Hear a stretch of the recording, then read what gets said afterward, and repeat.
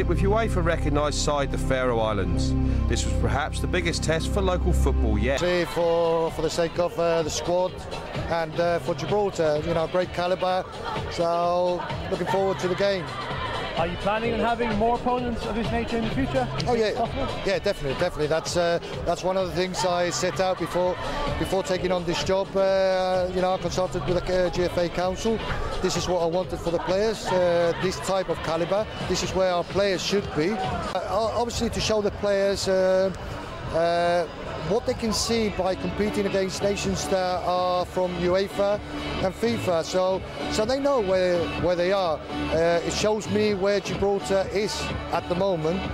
Should we go in tomorrow into UEFA? So it gives me that edge on how to plan, how to develop and get ready for UEFA. Place Faroe Islands, we have very similar populations, and it's nice to come to somewhere where the population is similar and they have a similar pick of players to what we have. Young players, I think young Hadler Hansen in the midfield, he's an under 19 player, and the left back Villamar is also under 19. Jon Simon Edmondson is centre forward, he's at Newcastle and he has a lot of potential, he's also only 19. So even so, it's a big game for the GFA and a good chance to show UEFA exactly what we can do.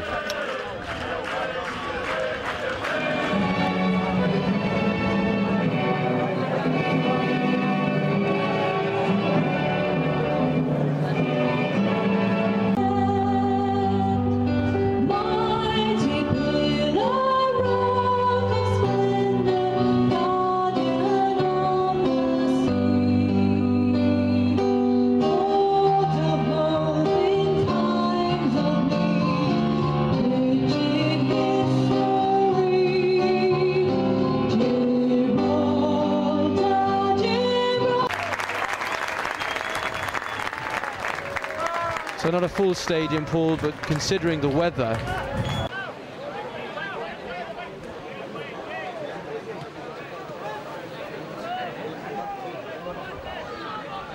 Faroe Islands piling forward, shot from distance in the end from Justinus Hansen for the Faroes, making Jordan Bettis work quite considerably there and diving to his right and parrying the ball for a corner. Best chance before is part of the GFA's ongoing campaign to attract bigger names to the Rock. Obviously the Festival Cup really galvanised the local footballing fraternity. It captured the imagination, and got the stadium full to capacity the way we haven't seen since the Island Games in 1995. So certainly we're moving in the right direction. Anticipating the Faroes defender to test his own keeper, but you know, at least we're seeing Gibraltar pushing forward, and let's see if the Reds can make anything of this corner. Interesting little setup. Will anything come of it? Again, poor delivery again. Compete against the likes of Italy in the San Siro. Can you imagine? I wouldn't mind covering that job, Paul. Well, chance here for the Faroes. Great save from Bettis in the end, parried and cleared away in the end. Best effort of the game so far for the Faroes, or indeed for both sides. That really should have been 1-0, but for some excellent working goal from Jordan Bettis. That was a superb piece of keeping. I apologise for almost falling asleep. Effort from Leo Walker, handsomely over. But going back to the chance for the Faroes, here we see the replay. Excellent point positioning. Blank range. Excellent positioning by Perez. Side was the timing of the victory. You know, there were so many problems concerning politics and the whole toll road idea that caused tension between La Linea and Gibraltar, and it was endemic in the news. It really was an excellent atmosphere, as we see perhaps Aaron Perez having a crack at goal, which he does. Good effort in the but Kyle Gassiado with the ball in, loops in. Oh, that was close. In the end, just ahead of Lee Gassiado. First real chance for Lee to show us what he's capable of, and he wasn't far off. Took it on his chest, just slightly too heavily, allowing the keeper to get in there. As we see the replay, oh, it wasn't far off at all, Paul. Just slightly too heavy. The keeper beating him to it, but a very positive little spell this for Gibraltar, as Liam Walker also has a crack. Oh, good effort. I think that might have been deflected. It looked like it from here. Difficult to tell how far off that was. We'll see the replay now, but the keeper certainly thought it was dangerous. Oh! Not far off at all, yeah. And Brendan Perez, perhaps, I mean, he has had a good season, Paul. I think he's he hasn't had his best season by his own admission, but that is his position. I mean, I think he'd be disappointed. Great trickery from Brian Pettis there. Good turn, plays a 1-2, is that a penalty? He's brought down. Oh, that was close. I could have sworn that was inside the box. We'll see the replay here.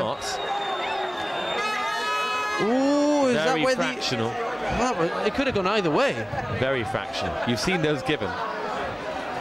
If the referee had blown for a whistle, I don't think the Faroes could have had any source for complaint. Aaron Badges takes it quickly. He's called him out away for the goal. Does that count? They're celebrating. Adrian Baggalis has pointed to the spot. 1-0 for Gibraltar. Never thinking there from Bayern from the end. Caught the keeper unawares and the defence as well. Good finish in the end. All he had to do was slot it in. Good thinking for the GFA. It is 1-0 for the home side.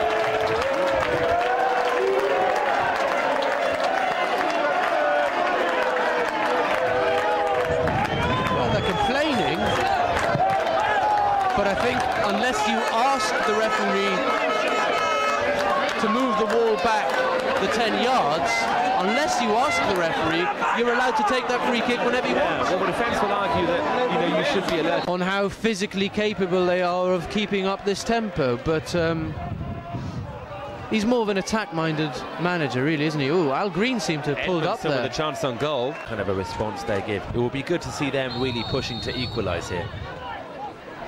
Another quick free kick, this time looking for Lee Cassiaro, and he's such a skillful little player that good work by Lee Cassiaro. Lee Cassiaro's in. Can he find the far post? Oh, almost does. Just wide of. Roy Cipollina has the ball after some ping-pong tennis. Plays it to Lee Cassiaro, and as predicted, has ventured forward himself. Can Robert Ginning seek him out and across? That's good interplay there, very neat. To a sideways pass. Very difficult to score from this sort of position. I mean, look at that wall. They're blocking off every angle. You're never going to get it up and down in time. Ian Walker looks as though he's about to strike one, and he does. But again, blocked up. Obviously, we don't have all the information, and this is somewhat speculative at the moment. Oh, this is a good chance, Paul. I'll come back to you on that, but this is a good chance for the Faroes. Could be a one-on-one. Pettis not challenged at all. That's comfortably wide in the end, and actually, that's a pretty poor effort for that sort of distance. It was a very good through ball. It was a good run, but it was a very tentative poke with the left foot from the number 17.